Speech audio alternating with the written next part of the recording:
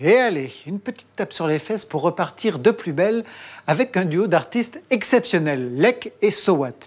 Ils sont français, ils sont apparus sur la scène du graphe dans les années 2000 et a priori, eh bien, ça ressemble à du street art. Mais non, ça en a les apparences, d'accord, mais au final, eh bien, ça n'a rien à voir.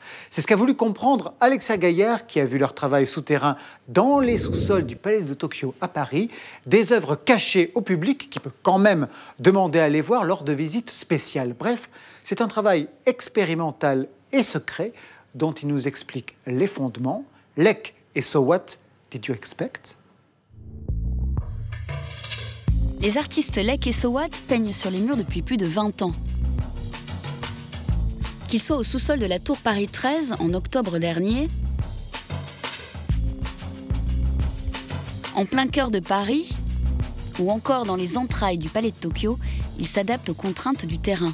En 2010, Lek découvre la Perle Rare, un supermarché de 40 000 m² sur 4 étages abandonné dans le nord de Paris. Une terre complètement vierge.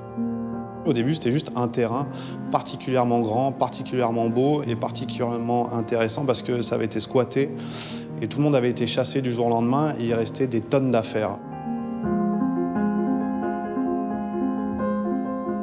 On est dans un pays qui est en pleine désindustrialisation. Tout ça est symptomatique de l'époque dans laquelle on vit. C'est-à-dire nous, on voit ça comme des ruines antiques. Les lieux qu'on trouve comme ça, c'est nos ruines grecques à nous, c'est nos ruines romaines.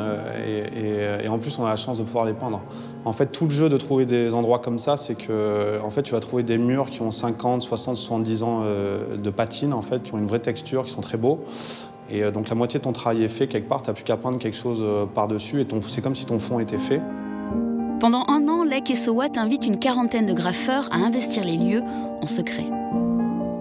C'est un quartier très difficile, un peu sensible, que ce soit entre la toxicomanie, la prostitution. Et cette dureté-là, on la ressent de la même manière dont ça représente un petit peu le type de peinture qu'on fait.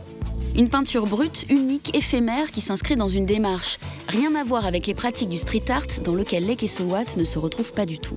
Pour nous, pour tous les graffeurs, le résultat final, finalement, ça n'est que 10% de l'action. Ce qui est intéressant, c'est où est-ce que tu as peint, comment est-ce que tu as fait pour accéder à cet endroit, qu'est-ce qui s'est passé pendant que tu l'as fait, qui t'a vu, qui t'a pas vu, est-ce que tu as couru, est-ce que tu t'es fait courser. Et l'esthétique, c'est le dernier des problèmes, finalement.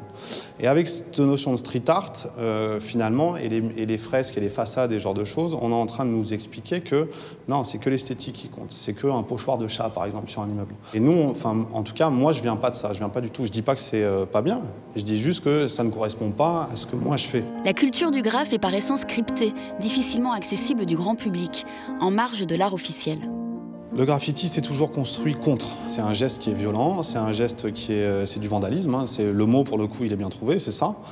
Et donc ça va pas de soi que de se dire au bout de 20 ans, ce que je fais c'est de l'art en fait. Et souvent pour les gens, et c'est normal, le graffiti c'est ce qu'il y a au bord de l'autoroute ou au bord des voies ferrées, donc c'est des lettres, c'est voilà, c'est juste des mots, pour eux c'est juste des mots. Nous il se trouve que ce juste des mots c'était une base et que ça nous a amené, ça a été notre porte d'ouverture vers l'art justement.